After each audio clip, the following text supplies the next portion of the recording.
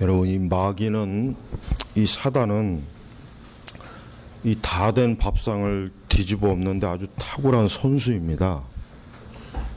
그러니까 교회는 이렇게 수련회를 하고 난 이후에 시험이 들면 안 돼요. 또 이 마귀는 또 수련회 때 잘 받은 또 은혜를 또 그냥 한 번에 확 뒤집어 엎어가지고 수련회고 뭐고 그냥 다 필요 없다, 그냥 확 그냥 아주 막 뒤집어 엎는 그 일을 마귀는 굉장히 잘해요. 그래서 항상 교회 어떤 사역을 이렇게 수련회나 이런 사역을 이런 그 집회를 잘 마무리하고 난 다음에는 항상 이 마귀의 시험, 이 사단의 시험을 아주 조심해요. 공연히 은혜가 자꾸 괜히 막 사라져요. 저 매미 소리도 아주 그냥 짜증이 나요. 아주 어쩔 때는 확 그냥 저거 다 잡아다가 그냥 그러니까 이 마귀는 꼭 우리가 조금만 하나님의 말씀의 은혜와 또 깨달음과 또 믿음의 확신과 뭔가 좀 이렇게 얻고 나면은 하여튼 어떻게 하면 저거 뒤집어 엎을까, 정말 꼭 그럽니다. 그러니까 항상 조심해야 돼요. 자, 한번 사사기를 한번 전체를 강의하고 싶어서 이 사사기를 오늘 이제 시작합니다. 오늘 1장 전체를 다 하겠습니다. 이 사사 시대는, 사실 이 사사기는 약간 구약 성경에서 좀 이렇게 무시를 당해요. 뭐 사사기 별 내용 있냐? 뭐 그냥 맨날 뭐 반복되는 죄 짓는 내용. 그 사사기를 별로 그렇게 다른 성경보다 좀 이렇게 하찮게 보는 경향이 있어요. 그렇지만 그건 아주 잘못된 생각이죠. 성경은 어느 말씀이든지 우리 그리스도인들에게, 하나님께서 하나님의 자녀들에게 반드시 영적으로 필요한 말씀을 주신 거예요. 그러니까 덜 중요하고 더 중요하고 그런 말씀은 사실은 없어요. 다 중요한 말씀이에요. 이 사사기는, 사사란 말이 뭐냐면 재판관. 그래서 어떤 그 킹제임스 번역판에는 재판관기 이렇게도, 사실은 그게 더 잘 번역된 거예요. 이 사사란 말은 언뜻 이게 사사란 말이 뭔 말이야? 그렇지만 재판관, 법관, 뭐 이렇게, 아니면 판사, 더 쉽게 얘기하면 금방 이해하기 쉽잖아요. 그래서 이 사사 시대가 어떠한 시대냐면 이 과도기예요. 이스라엘 역사 가운데 이 사사 시대는 과도기. 왜냐하면 모세나 여호수아와 같이 그 아주 강력한 지도력, 영적 지도력을 가지고 이스라엘 백성들을 이렇게 인도하던 그러한 시대가 아니라 이 사사, 즉 모세나 여호수아와 같이 굉장히 어떤 큰 하나님의 권능과 능력으로 무장한 그런 사람들이 아니라 사실은 그냥 잘 자란 사람들. 그렇다고 다윗이나 이런 아주 엄청난 또 왕의 권위를 가진 것도 아니고, 그러니까 쉽게 얘기하면은 부족국가예요, 부족국가. 그러니까 사사시대는 이스라엘이 아직 왕정은 되지 못하고 이 부족국가 시대. 그러니까 조금 어때요? 좀 엉성하겠죠. 엉성하고 또 기틀도 잘 마련되지 않았고, 그러다 보니까 이 사사시대 특징이 뭐겠습니까? 중구난방이에요. 중구난방. 그냥 자기 마음대로. 심지어는 사사들도 아주 좀 이상한 사사들이 있어갖고, 아주 그 이상한 사사가 이 통치하는 시기는 더 심각해. 그래서 이렇게 영적인 지도자는 중요한 거예요. 모세나 여호수아 같은 사람들은 얼마나 확고합니까? 뚜렷하잖아요. 그 사람들은 뭐 빈틈이 없어요. 그러나 이 사사 시대 보면은 영 부실한 사사들도 좀 있었어요.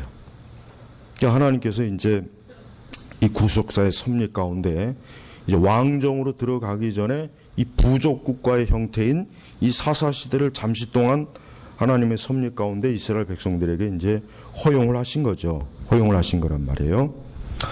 자, 그래서 이제 이 이스라엘 백성들은 오늘 1절에 보니까 여호수아가 죽은 후에, 자, 이 사사 시대 역사가 뭡니까? 이제 여호수아가 죽은 이후에 이제 더 이상 여호수아나 모세와 같은 지도자를 하나님이 세우질 않아요. 그런 지도자를 세우지 않고 이제는 이 사사들을 세워서 이스라엘을 하나님께서 통치하는 그런 시기란 말이에요. 자, 그래서 이제 여호수아가 죽었어요. 여호수아가 죽었으니 이제 사실 그 이스라엘을 이렇게 막 한 번에 이렇게 확 휘어잡고 이렇게 좀 통치할 수 있는 그런 사람이 아직은 없었던 거예요. 그러다 보니까 이스라엘 백성들이 이제 가나안에 올라왔잖아요.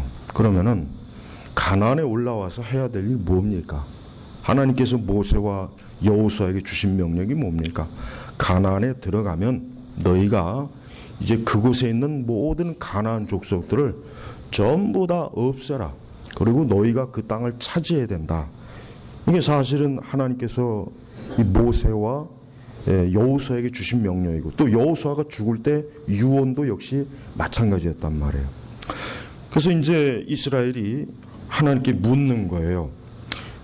우리를 위해 누가 먼저 가나안 사람을 향해 올라가서 그들과 싸워야 하겠습니까?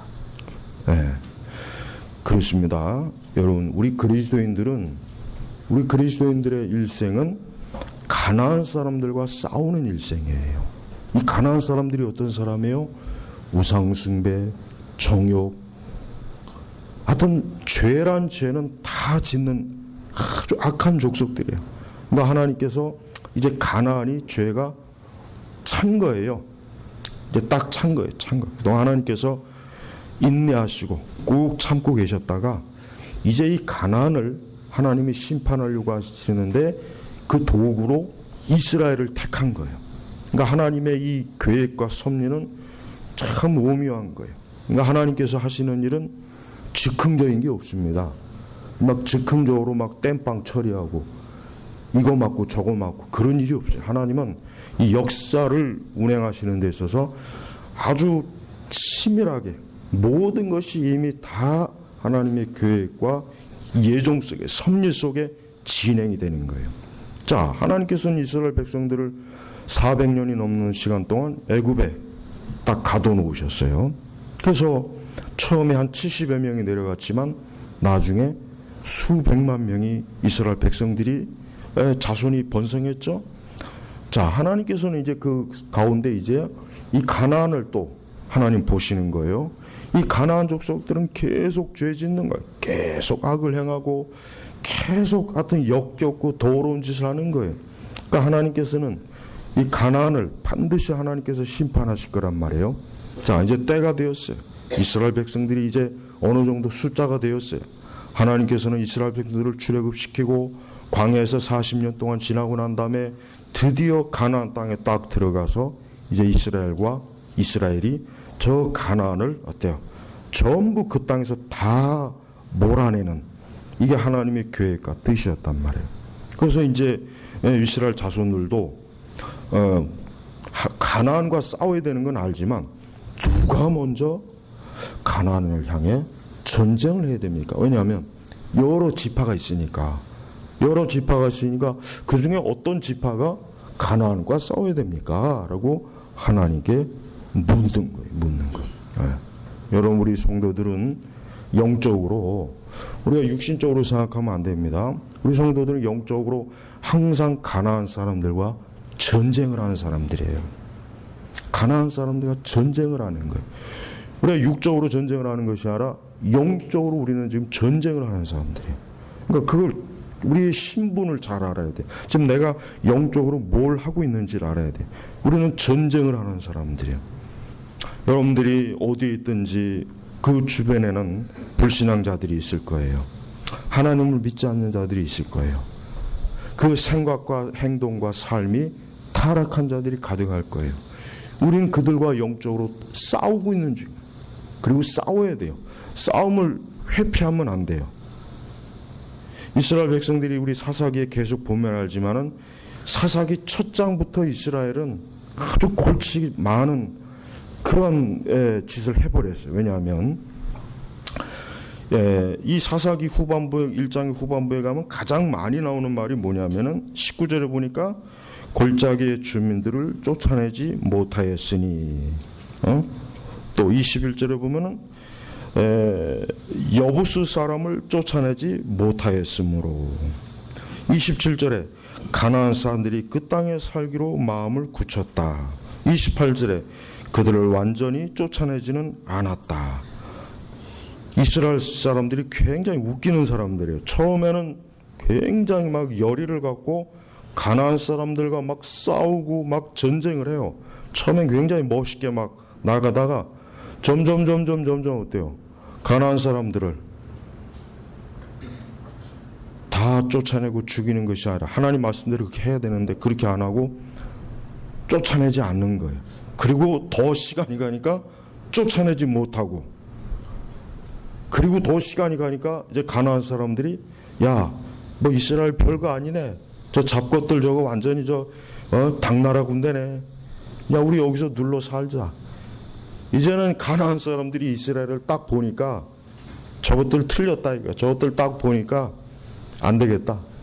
자기들하고 별로 상대가 안 된다 이거. 그러나 어쨌든 좀 그래도 이스라엘이 어느 정도 그래도 강하니까 노예로 부리기는 했어요. 노예로 부리긴 했지만 여러분 나중에 보면 알겠지만 나중에 이스라엘이 가나안의 노예가 돼요. 블레셋이고 노예가 됩니다. 나중에.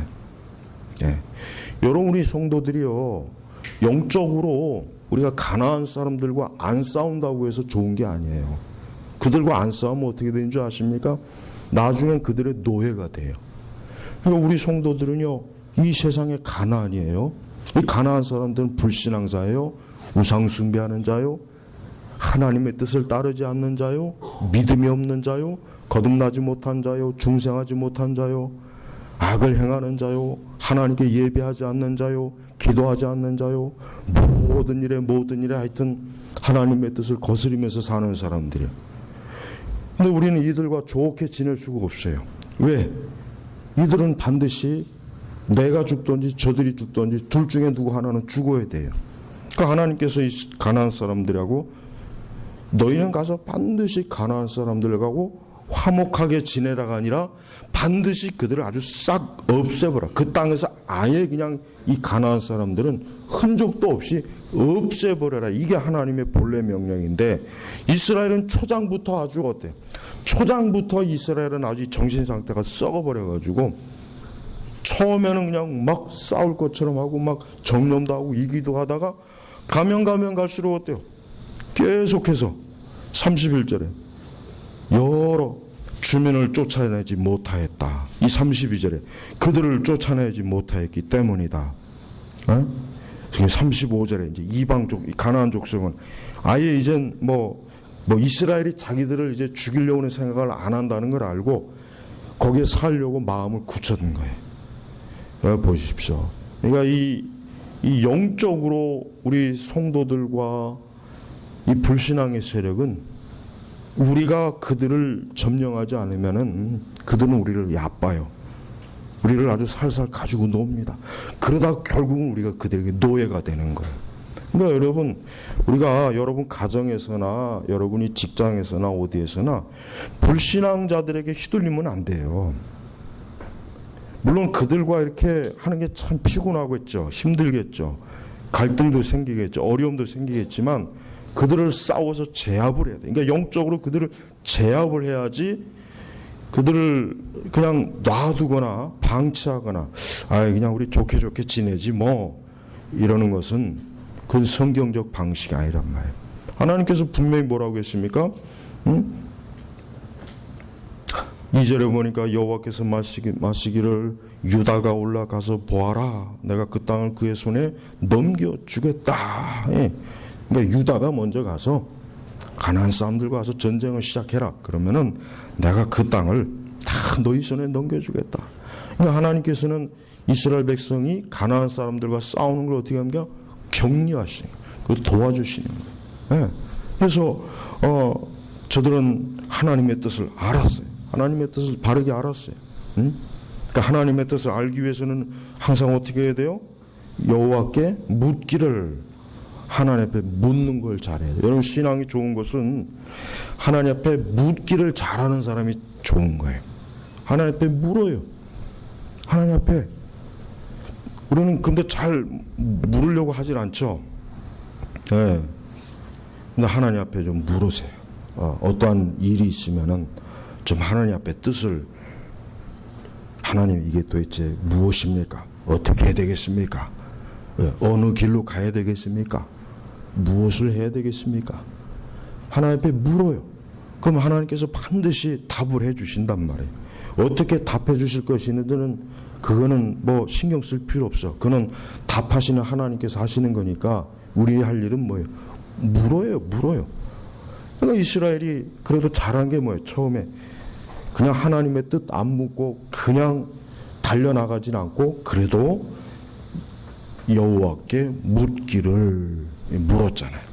그러니까 신앙은 항상 하나님께 잘 묻는 거예요. 물어요.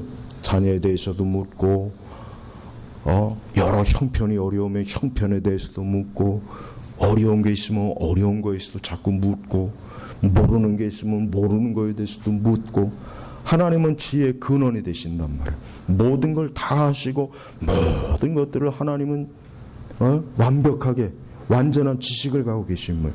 그러니까 그 하나님 앞에 물으면은 실수할 일이 거의 없을 거예요. 실수할 일이 거의 없어요. 낭패 볼 일이 거의 없어요.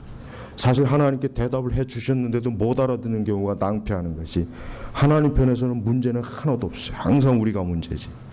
그러니까 여러분, 항상 우리가 인생을 살아나가는 데서 지혜로운 게 뭐겠습니까? 하나님 앞에 묻는 거예요.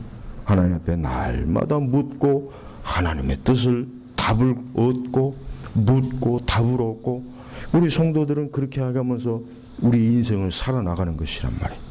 그러니까 이스라엘 백성들이 이거는 참 잘했어요. 그런데 이스라엘 백성들은 하나님께서 기껏 또 답을 해주셨는데 이 유다가 하나님의 그 답을 그대로 순종하기보다는 또 엉뚱한 짓을 저질렀어요. 뭐냐면 유다가 자기 형제 시므온에게 말하기를, 내가 제비 뽑아 얻은 땅으로 나와 함께 올라가서 가나안 사람들과 싸우자. 그러면 나도 내가 제비 뽑아 얻은 땅으로 너와 함께 가겠다 하니 이에 시므온이 함께 갔다.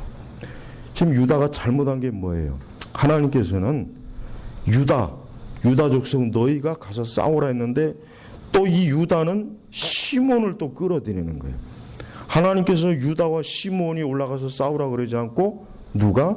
유다가 가서 싸우라 그랬단 말이에요. 근데 이 유다는 가만히 생각해 보니까 이거 우리만 가면 이거 잘못하면 이것도 어쩌면 좀 전쟁의 싸움에 불리할지도 모르니까 시몬을 좀 끌어들이자. 시몬은 좀 얘들은 약간 좀 멍청하니까 우리가 가자 그러면 아마 갈 거예요.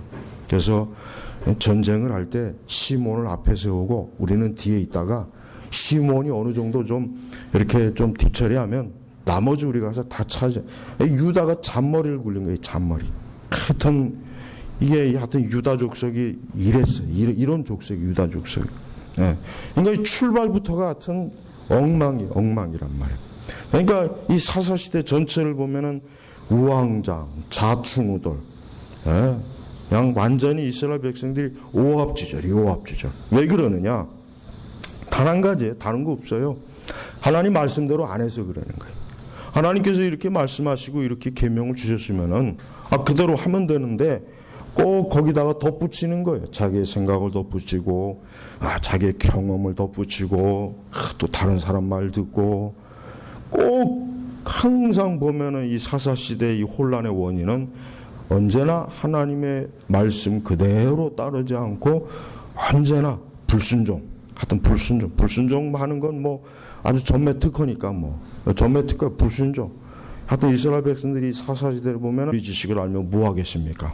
안 하는데, 실제로는 불순종하고 실제로는 안 따르는데 그거 어떻게 할 거냔 말이에요.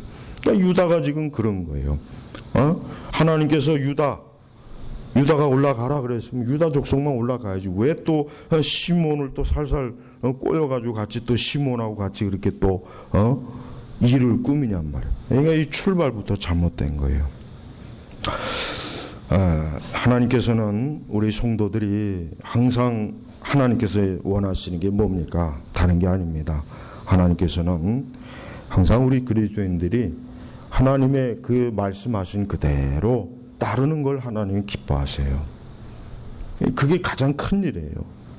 우리가 하나님을 위해서 뭘 큰 일을 하려고 생각하지 말고 그냥 하나님 말씀에 순종하면 그게 하나님의 큰 일이에요. 우리가 하나님의 말씀을 벗어나서 내가 주를 위해서 무슨 큰 일을 해볼까 그런 생각을 많이 하지 않습니까? 그렇게 참 사역을 많이 한다고요. 교회 사역도. 근데 그건 아니에요. 그건 잘못된 거예요. 그냥 하나님의 말씀에 순종하고 따르면은 그것 자체로 된 거지. 더 이상 우리가 뭐 주를 위해서 뭘 크게 하겠다고 막 깃발 들고 나팔 부고 선동할 필요가 없어요. 예, 말씀의 뜻대로 하는. 그러니까 하나님께서 야 유다 너 올라가면은 내가 그 땅을 그의 손에 넘겨주겠다. 나 올라가서 싸우기만 하면 하나님께서 이기게 하나님이 해주시겠다고 했는데 왜 굳이 시몬을 끌려 들어갔고 왜 이렇게 하나님의 뜻을 불순종하냐 이거죠. 네? 그렇습니다. 우리 그리스도인들이 항상 염두에 둘 게 뭐예요? 나는 과연 하나님의 말씀과 뜻을 있는 그대로 잘 쫓고 있느냐, 따르고 있느냐, 그 뜻을 온전히 순종하고 있느냐, 이게 제일 중요한 거예요. 이것보다 더 중요한 건 없어요. 이스라엘 백성들이 사사시대에 보면 이 초장부터 이렇게 아주 버릇이 잘못되어가지고 끝까지 이스라엘 백성들은 아주 그로 인해서 결국은 그들 자신이 얼마나 많은 이 고통을 받았는지 모릅니다. 그래서 여러분이 사사의 길을 이제 여러분이 이렇게 쭉 강론할 때 아마도 이 사사기를 통해서 많은 영적인 참 우리 성도가 어떻게 하나님을 믿으며 어떻게 이 세상 불신앙의 세상을 살아가는지에 대해서 우리가 알 수가 있을 거예요. 자, 그래서 이제 유다가 어쨌든 올라갔어요. 올라가서 이제 그 벳색에서 10,000명을 죽였어요. 10,000명. 근데 이 벳색의 이 통치자가 누구냐면 아도니 벳색이요. 아도니 벳색. 이 아도니 벳색이 아주 강포하고 잔인한 사람이었던 것 같아요. 근데 결국은 이 아도니 벳색도 붙잡고 그의 엄지 손가락과 엄지 발가락을 잘라버렸어요. 엄지 손가락과 엄지 발가락을 왜 잘랐을까요? 전쟁을 못하게, 싸움을 못하게. 칼을 잡잖아요, 옛날 사람. 칼을 잡으니까 엄지를 잘라버리면 칼을 손에 못 쥐거든. 그다음 엄지 발가락 왜 잘랐을까요? 오래 걷고 오래 뛰지 못하게. 이 사람이 엄지 발가락이 없으면요, 오래 서 있기도 어렵고 걷기도 없고 뛰기도 어렵습니다. 신체 구조상. 엄지 발가락 혹시 없으신 분 계세요? 혹시 발가락 혹시 없으신 분 계세요? 다 있죠. 감사하세요. 엄지 발가락 하나가 별거 아니더라도 그게 없으면 우리가 여기 서 있질 못합니다. 오래 못 서 있어요. 걷는 것도 힘들고 뛰는 건 아예 거의 불가능합니다. 그러니까 이 아도니 벳색이 워낙 나쁜 놈이니까 이놈을 다시는 전쟁을 못하게 아주 확 그냥 이번에 아예 그냥 딱 원천적으로 그러니까 엄지 손가락, 엄지 발가락 확 잘라버리는 거예요. 근데 이 아도니 벳색이 뭐라고 탄식합니까? 자기가 이전에 70명의 왕들이 그들의 엄지 손가락과 엄지 발가락을 잘리고 내 상 아래에서 먹을 것을 주었는데 내가 행한 대로 그대로 하나님께서 내게 갚으셨구나. 내가 행한 그대로 하나님께서 내게 갚으셨구나라고 해요. 하나님께서 공의의 징벌을 내리신 것을 그래도 이 아도니 벳색이 이방인이지만 아주 그래도 영적으로 그래도 좀 뭘 좀 아는 사람이에요. 그렇습니다. 내가 행한 그대로 하나님께서 내게 갚으셨구나. 그러니까 우리 성도들은 항상 뭘 행하든지 항상 하나님의 뜻을 쫓아서 행해야 돼요. 하나님의 뜻을 벗어나는 행위는 그게 잠깐은 좋지만 나중에 그게 결국 자기에게 그대로 올무가 돼 고통스럽게 돌아오는 거예요. 그러니까 아도니베섹이 지금 뭐예요? 자기가 자비심을 안 보인 거예요. 전쟁 포로를 잡았으면 좀 큰 마음, 그 도량이 넓게 좀 적당하게 처리해야 되는데 어때요? 아주 그냥 잔인하고 난폭하게 행해놓으니까 자기도 그대로 그 꼴을 당한다. 그런 거예요. 그러니까 우리 성도들은요, 사람을 대할 때 좀 더 마음을 넓게 해야 돼. 넓게. 마음을 넓게 갖는 게 좋아요. 마음을 좁게 가지면 나빠요. 특히 성도는, 그리스도인들은 마음을 넓게 가져요. 넓게. 예. 근데 실제로 우리 그리스도인들은 이상하게도 신앙생활 하면 할수록 마음이 자꾸 이 좁쌀이 돼 가는 것 같아요. 좁쌀. 마음이 넓어져야 되는데 왠지 모르게 저도 자꾸 이 마음이 좁아져요. 그게 사실 좋은 게 아닌데. 항상 여러분 기도할 때 우리의 마음을 넓게 해주세요. 여러분 그 히틀러가 왜 2차 대전을 일으켰는지 아세요?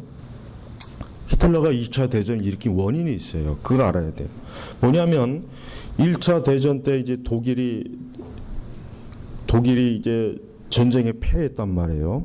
1차 대전 때 이 삼국 동맹 또 이렇게 그때 그 독일하고 일본이 서로 손잡았죠. 그 다음에 터키인가 이게 손잡았단 말이에요. 어쨌든 독일이 전쟁에 패했어요.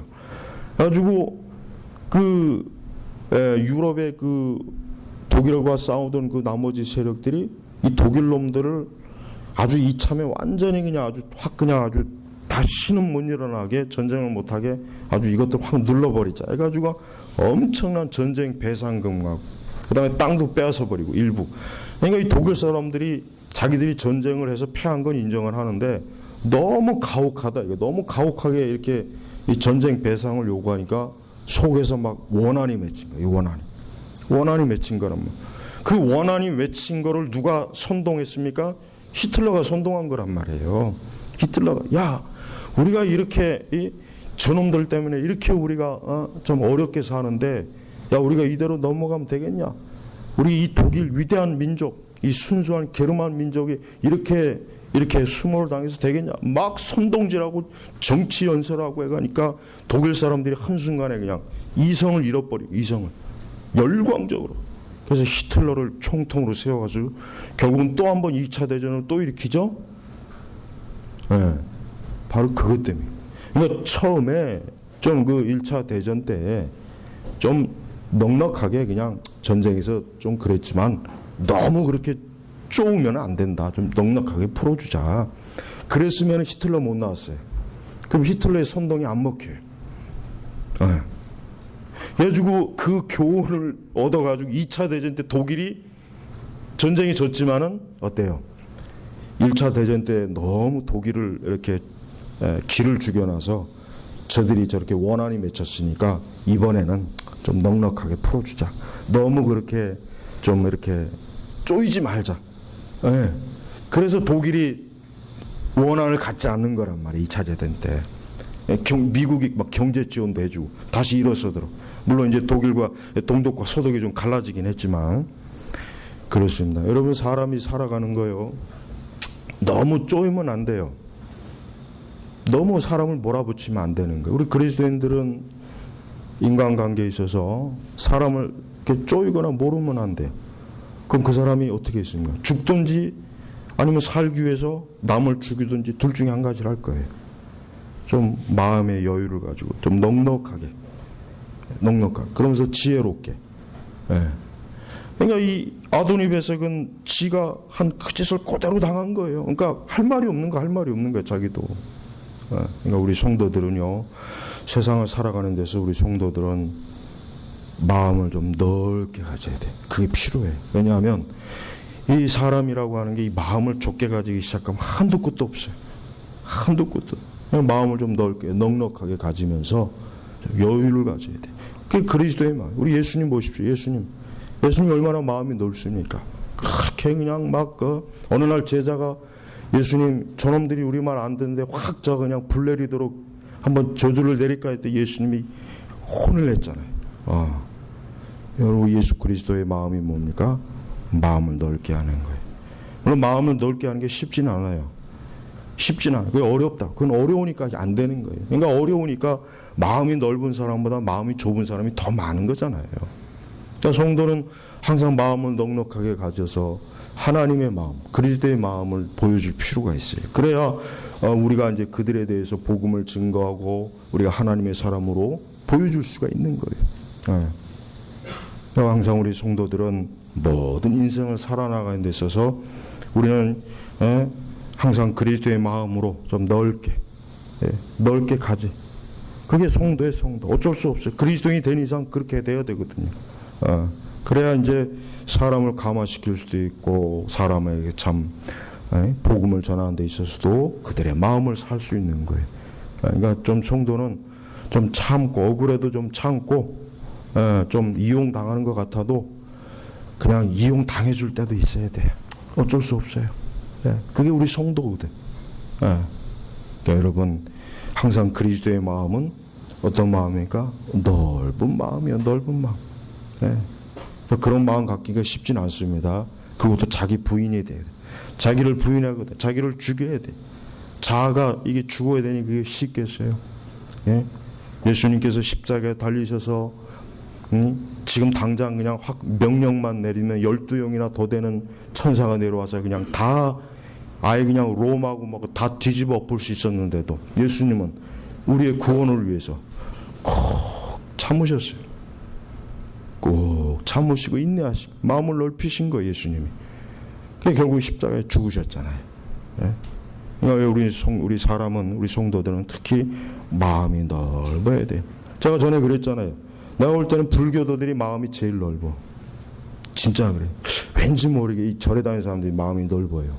그다음에 천주교인들도 여러분 의외로 마음이 넓어요.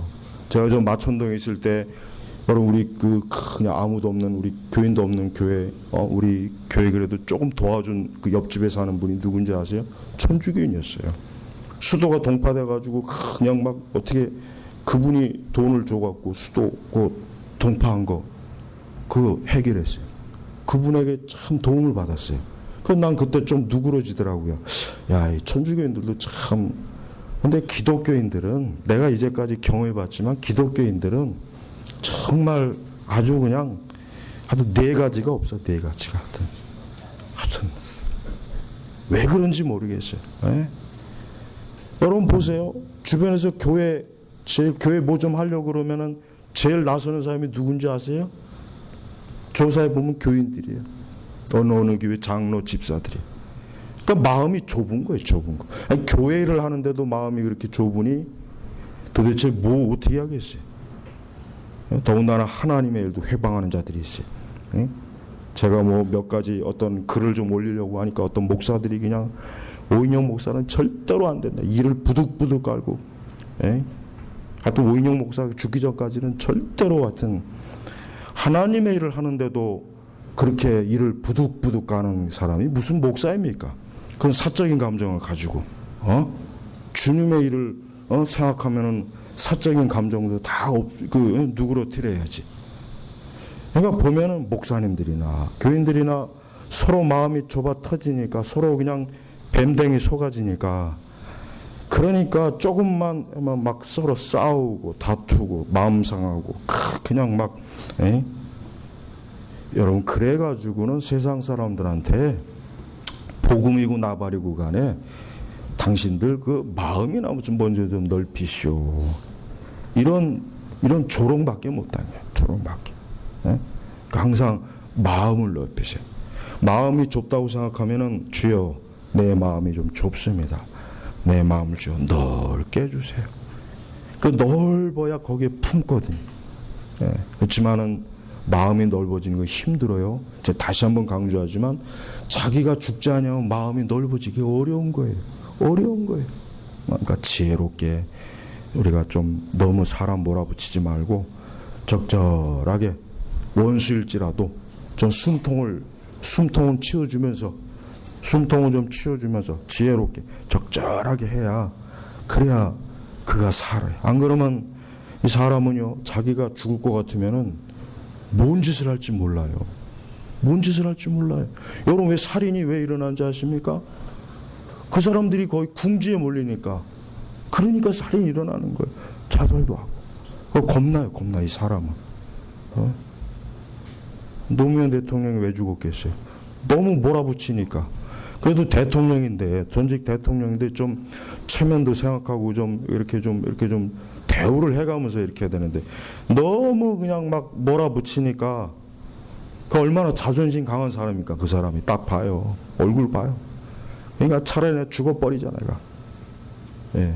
우리가 이 세상을 살다 보면은 그런 일들이 있어요. 그럴 때마다 내가 마음을 좀 넓게 갖자. 내가 좀 뭐 손해를 보고 어려움을 당해도 조금 넓게 갖자. 이게 이제 하나님 기뻐해요. 하나님 그게 기뻐하시더라. 예. 자, 이제 계속 가면은 이제 그 다음이 뭐냐면은 그 다음은 이제 각자 읽으세요. 왜냐하면 읽으나 마나 이 이스라엘 잡것들이 하는 짓이 하도 얄미워서 별로 설교하고 싶다, 이것들.